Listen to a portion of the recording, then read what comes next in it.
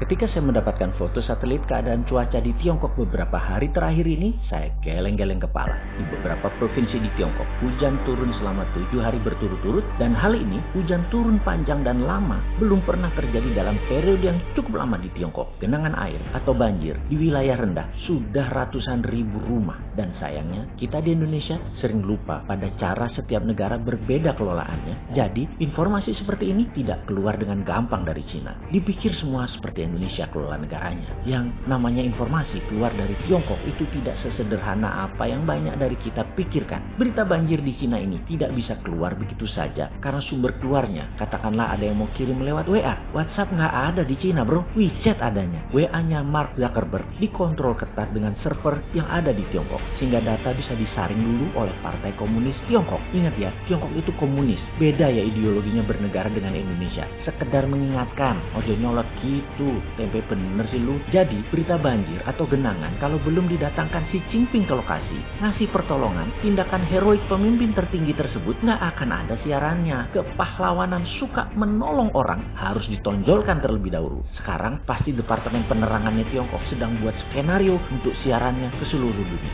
Sekali lagi, Tiongkok nolong Indonesia gitu misalnya. Apapun deh, tanpa pamrih. Ya nggak mungkin lah, pasti ada udang di balik batu. Itu aslinya mereka. Yang paling mengerikan adalah di 3 bendungan besar, Three Gorges-nya Tiongkok. Kayaknya sudah di ujung daya tahannya nih. Makanya otak liar saya berkata, wih ini bahaya. Kalau Amerika hajar pakai drone satu saja bendungan, maka 15 provinsi bisa kena. 3 provinsi bisa parah kesapu tsunami air tawar. Termasuk Provinsi Hubei dan kota Wuhan bisa musnah. Biangnya coronavirus versi Amerika. Maka ketika ditelepon kemudian dengan teman saya dari negeri Paman Sam yang mengirim gambar tersebut, saya berkata, you guys made it, you bastard Amerika. Dan dia hanya tertawa. It's a dirty job but someone got to do it. Bener-bener asshole itu Amerika. Sahabat, paham maksud saya kan? Dalam tanda petik make it. Gini, sahabat tahu kan saya ini kan wong bodoh ngaku pintar. Jadi begitulah cara pikirnya wong bodoh itu. Kamu yang buat itu kan? Saya tanya. Itu sebenarnya bukan tanya sih, pernyataan saya. Karena kalau 30 hari terus dihajar hujan, bendungan tadi bisa jebol. Atau tidak dibuat dalam tanda petik 30 hari. Tetapi dengan kapasitas yang sudah memuncak, teknologi Cina 20 tahun yang lalu tersebut pasti bisa jebol juga itu bendungan. Atau ditembak drone, jebol juga itu bendungan. Dan urusan mau 7 hari, 30 hari mengubah cuaca, Amerika punya HAARP.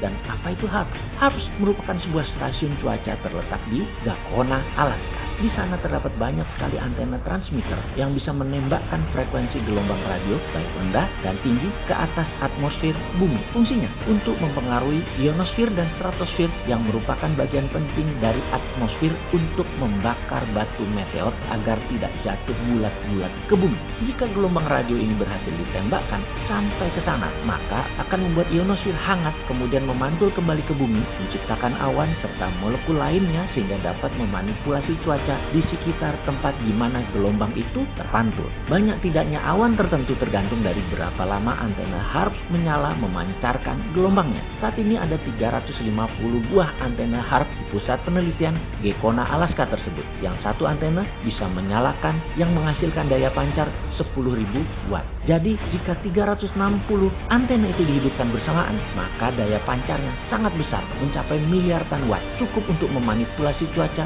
sebuah negara. Bisa dibayangkan bila Amerika yang sedang jengkel dengan Tiongkok saat ini, bisa saja cuaca di 10 provinsi tadi yang dilewati Sungai Kuning dibuat hujan seminggu atau sebulan, tak berhenti secara terus-menerus. Ya itulah ketika suatu cuaca atau keadaan anomali yang terjadi saat ini, dalam tanda petik sekali lagi, ada yang memainkan seperti hujan 7 hari beruntun saat ini yang ada di Tiongkok. Makanya otak bodoh si Sontoloyo ini keluar. Lu yang buat ya Amerika. Sekali lagi sahabat semua, mudah-mudahan analisa saya ini salah.